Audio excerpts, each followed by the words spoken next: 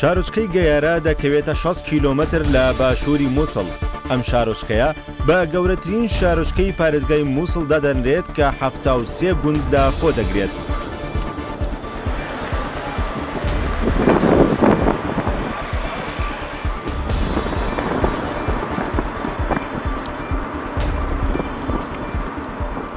داعش لە ساڵانی 2014 و 2015 ژمارێکی زۆر لە کێڵگەنەوتیەکانی مووسڵ و سەلاحەددین و باشووری کەرکووک لەژێر دەسەڵاتە بوو.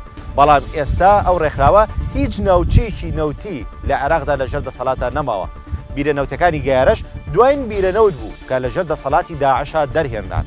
ئاستی بەرهەمێنانی ئەم بیرەنەوتانە 10,000 بەرمیلە لە ڕۆژێکدا، بەڵام توانای بەرهەمێنانی 20,000 بەرمیلیشان هەیە لە ڕۆژێکدا.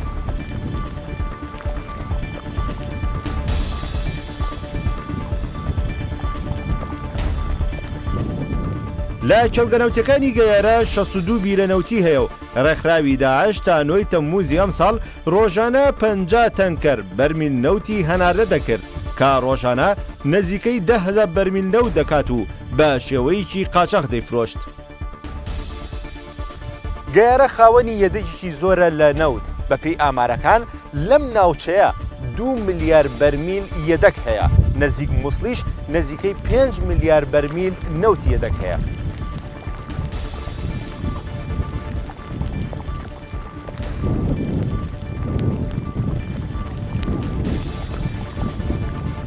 ڕێکخراوی داعش بەشێک لەو نەوتەی کە لە کێڵگەنەوتەکانی گەیارە بەرهەمی دەهێنا لە پاڵاوگەکانی حەمام عەلیل و گەیارە دەیپاڵاوت و بەرهەمە نەوتەکانی دیکەی تێدا بەرهەم دەهێنا بۆ دابینکردنی پێداویستەکانی خۆی لە سوتەمەنی.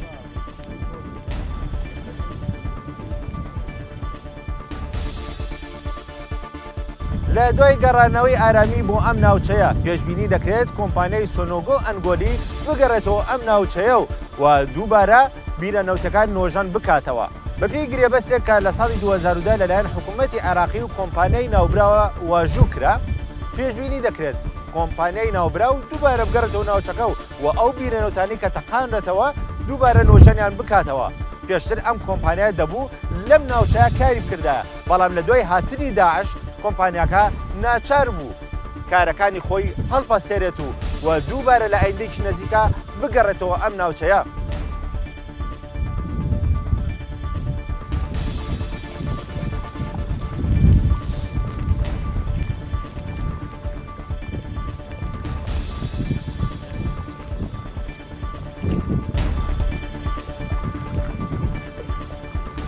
لە ساڵی 1956 لەلایەن بەریتانیەکانەوە پاڵاوگەی گەیارە دامەزرێنرا کە بە دووهەم گەورەترین پاڵاوگا دادەنرێت لە دوای پاڵاوگەی بێجیەوە، بەڵام لە ساڵی 2016 لەلایەن فڕۆکەکانی هاوپەیمانانەوە پاڵاوگەکە بردومان کرا و جگە لە هەیکەلێکی ڕەش هیچی دیکەی نەمایەوە. لە ساڵی 2012دا کۆمپانیایکی نەوتی مەنگۆلی ئامادەی دەربڕی بۆ ئەوەی وەبەرهێنان لە بیرەنەوتەکانی گەیارەدا ئەنجام بدات. کاتێک نوێنەرانی کۆمپانیا مەنگۆلەکە گەیارەیان بینی وتیان گەیارە کەرکووکی دووهەمە لە ڕووی زۆری نەوتەوە.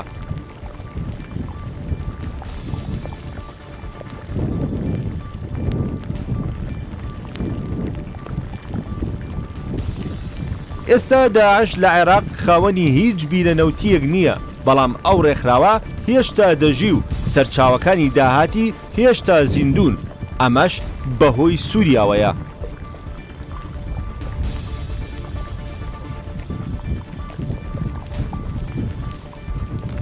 ئێستا لە سووریا بەتێکرا 80,000 بەرمیل نەوت بەرهەم دەهێنرێت کە داعش 50,000 بەرمیلی پێ بەرهەم دەهێنرێت و حکوومەتی سووریا 10,000 بەرمیل و هێزە کوردیەکانیش 20,000 بەرمیلی دیکە.